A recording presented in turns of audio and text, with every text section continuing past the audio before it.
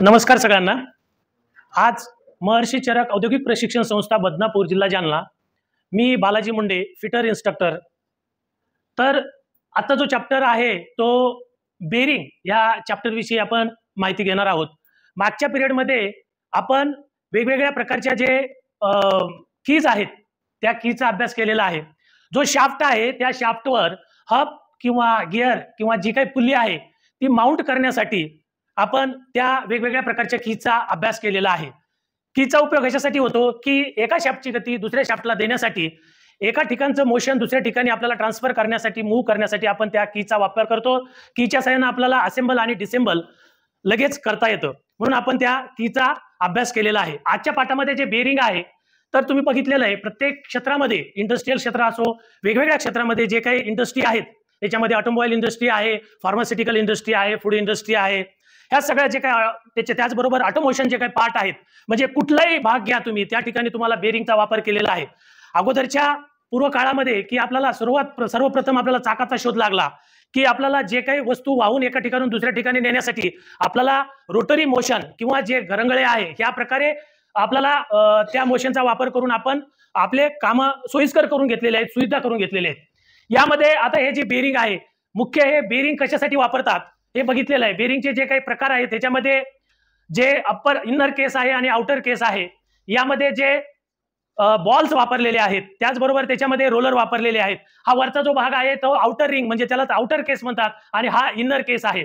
हे अशा प्रकारचे बेरिंगचे भाग पडतात। आता सुरुवातीला तुम्हाला सांगायचं म्हणजे बेरिंग हा कशासाठी वापरतात। मशीन स्पिंडल व शाफ्ट यांना आधार देऊन घर्षण कमी करून भागांना फिरवण्यासाठी बेरिंगचा उपयोग केला जातो। म्हणजे जे काही बेरिंगचा वापर याच्यासाठी आहे की जे काही आपल्याला मोशन वेगवेगळ्या प्रकारचे घ्यायचे आहेत ते आपल्याला जे कमी घर्षण करून आपल्याला त्या एका स्पिंडलची गती दुसऱ्या स्पिंडलला देण्यासाठी आपण ह्या बेरिंगचा वापर करतो।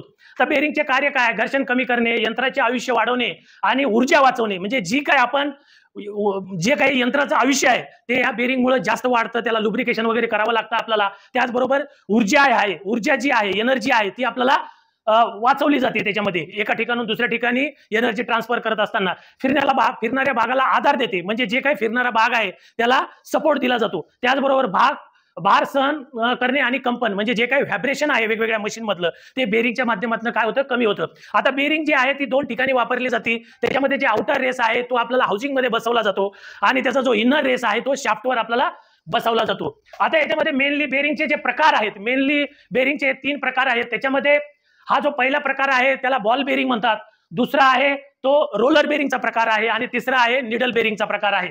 तर या प्रत्येक प्रकाराबद्दल आपण डिटेल माहिती घेणार आहोत।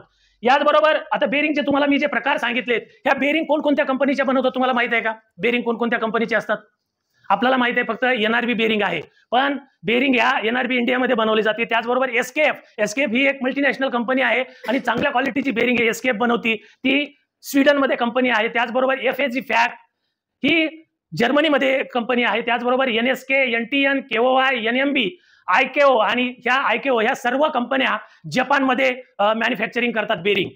त्याचबरोबर आता बेरिंगचे डिटेल जे प्रकार आहेत त्याच्यामध्ये बॉल बेरिंग, स्टील बॉलचा उपयोग केला जातो। ह्याच्यामध्ये बॉल बेरिंग मध्ये काय स्टील बॉलचा उपयोग केला जातो। त्याचबरोबर त्याच्यामध्ये पॉइंट कॉन्टॅक्ट असतो।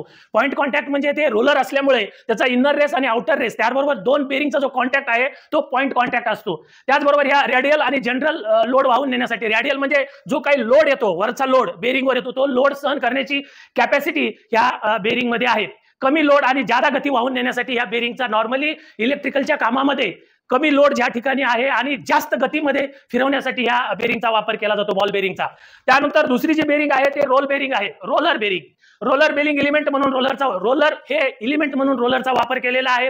यामध्ये लाईन कॉन्टॅक्ट असतो, लाईन म्हणजे एक रोलर असतात, असे रोलर असल्यामुळे त्याच्यामध्ये इनर केस आणि आउटर केस मध्ये त्याचबरोबर दोन रोलर मध्ये हा लाईन कॉन्टॅक्ट असतो। बॉल बेरिंग पेक्षा लोड वाहून नेण्याची कॅपॅसिटी या बेरिंग मध्ये जास्त आहे, कोणत्या? रोलर बेरिंग मध्ये। त्याचबरोबर तिसरा जो प्रकार आहे निडल बेरिंग, या निडल बेरिंग ह्या सुईच्या आकाराचे असतात, कमी व्यास असतो त्याचा, कमी म्हणजे 2 ते 10 mm पर्यंत ह्या निडल बेरिंगचा व्यास असतो। ह्या बेरिंग नॉर्मली हाऊसिंग मध्ये वापरल्या जातात। हाऊसिंग म्हणजे काय, मशीनचा जो काही कास्टिंग बनवून बनवलेला जो पार्ट असतो त्याच्यामध्ये त्या बेरिंग बसवल्या जातात आणि त्याला शाफ्ट बसून वेगवेगळी मोशन आपल्याला त्या बेरिंगच्या माध्यमातून देता येतं। या बेरिंग मध्ये कमी प्ले असल्यामुळे ज्यादा अचूकता, ज्या ठिकाणी कमी ॲक्युरेसी आहे अशा ठिकाणी या बेरिंगचा वापर केला जातो। या बेरिंगचा उपयोग नॉर्मली विमानामध्ये या बेरिंगचा वापर केला जातो. आता बेरिंगचे जे एलिमेंट आहेत, कोणकोणते भाग आहेत ते तुम्हाला सांगितलेलं आहे. याच्यामध्ये जे बेरिंग एलिमेंट म्हणून या ठिकाणी बॉल रोलर वापरलेला आहे. हा केस जो आहे तो जे बॉल आहे त्याला पकडून ठेवण्यासाठी ह्या केसचा वापर केलेला आहे. ही इनर रिंग आहे आणि ही आउटर रिंग आहे. सेम ह्याच्यामध्येच रोलर बेरिंगचा सुद्धा ह्याच्यामध्ये जे एलिमेंट आहे रोलर वापरलेले आहेत त्या बेरिंग मध्ये, आणि त्याचबरोबर इनर रेस आणि आउटर रेस हे दोन भागाला ते लाईन कॉन्टॅक्ट असतो. त्याच्यानंतर बेरिंगचं मटेरियल. आता हे बेरिंग जे आहे ते बेरिंग ह्या कशापासून बनवलेले असतात, कोणत्या मटेरियल पासून बनवलेले असतात, तर त्याच्यामधलं जे पहिलं मटेरियल आहे ते कार्बन स्टील बेरिंग. आता या कार्बन म्हणजे कार्बन कंटेंट जास्त असतं त्याच्यामध्ये, म्हणून याला कार्बन स्टील बेरिंग म्हणतो. त्याच्यामध्ये या बेरिंग जे आहेत त्या स्ट्रॉंगर आणि चिपेस्ट म्हणजे मजबूत आहेत आणि स्वस्त आहेत या कार्बन स्टील असलेल्या बेरिंग. त्याचबरोबर can not operate large load आणि हाय स्पीड. ह्या बेरिंग जास्त लोडला ऑपरेट करू शकत नाही किंवा हाय स्पीडच्या ठिकाणी सुद्धा आपण वापरू शकत नाही. ज्या ठिकाणी नॉर्मल स्पीड आहे, कमी लोड आहे, अशा ठिकाणी या बेरिंग वापरतो. या बेरिंगचा उपयोग रोलिंग सेटर त्याचबरोबर बाईक जे असतात, मोटरसायकल या यंत्रामध्ये वापर करतात त्याच्यामध्ये. त्यानंतर दुसरा जो प्रकार आहे क्रोम स्टील बेरिंग. या क्रोम स्टील बेरिंग या अफोर्डेबल कास्ट म्हणजे आपल्याला वापरण्यासाठी त्याची जी कॉस्ट आहे ती नॉर्मली आपल्याला यूज करण्यासारखी आहे, परवडण्यासारखी आहे. त्याच्यानंतर हाय हार्डनेस आणि हाय लोड कॅपॅसिटी. याच्यामधला हार्डनेस खूप जास्त आहे आणि त्याची जी कॅपॅसिटी आहे या बेरिंगची ती खूप जास्त आहे, high load capacity. It requires regular maintenance. या बेरिंगला आपल्याला रेग्युलर मेंटेनन्स करावं लागतं, कारण त्याचे जे कॉन्टॅक्ट आहेत ते मुव्हेबल असतात नेहमी. त्याला आपण ग्रीसिंग, ऑइलिंग वगैरे रेग्युलर करावं लागतं. नॉट रिजेक्ट टू करोजन म्हणजे करोजनला हे सहज म्हणजे हे करणारी आहे, म्हणजे या बेरिंगला करोजन लागू शकतो लवकर या बेरिंगला, म्हणजे करोजनला विरोध करणारी नाहीये. त्याचबरोबर use fabricating element, food processing industry या इंडस्ट्रीमध्ये या बेरिंगचा वापर केलेला आहे. त्याचबरोबर तिसरा जो प्रकार आहे stainless steel bearing. Normally stainless steel bearing ह्या सर्वच ठिकाणी वापरल्या जातात. त्याच्यामध्ये जे काही फूड प्रोसेसिंग, मॅन्युफॅक्चरिंग इंडस्ट्री आहे, मेटल प्लांट आहे, हाय ह्युमिडिटी आणि हाय केमिकल एरिया, म्हणजे ही जी बेरिंग आहे ती करोजनला विरोध करणारी बेरिंग आहे. किती जरी त्याच्यामध्ये ऑइल पडलं, पाणी पडलं, ज्या ठिकाणी तुमचे जे काही ह्युमिडिटी आहे, आर्द्रता आहे, जे काही केमिकल प्लांट आहे, अशा ठिकाणी या बेरिंगचा मशिनरीमध्ये वापर केलेला आहे. Low percentage of carbon. या बेरिंगमध्ये कार्बनचं पर्सेंटेज कमी आहे, त्याच्यामुळे ही करोजन विरहित बेरिंग आहे. High effective, strong, durable, resistance to corrosion and chemical, म्हणजे करोजनला रेजिस्ट करण्याची कॅपॅसिटी आणि केमिकल जरी असेल तरी केमिकलला सुद्धा काही फरक पडणार नाही या बेरिंगमुळे. त्याचबरोबर सिरॅमिक बेरिंग. सिरॅमिक बेरिंग ही कशी आहे, ही small machines application and critical space, म्हणजे जे काही छोट्या मशीन आहेत अशा ठिकाणी या सिरॅमिक बेरिंगचा वापर केलेला आहे. नॉन मॅग्नेटिक आणि नॉन स्टील म्हणजे हे विदाउट मॅग्नेटिक आहे, म्हणजे जे काही चुंबक आहे त्याच्यामध्ये ते चिटकणार नाही. नॉन स्टील आहे, याच्यामध्ये स्टीलचा वापर केलेला नाहीये सिरॅमिक बेरिंग मध्ये.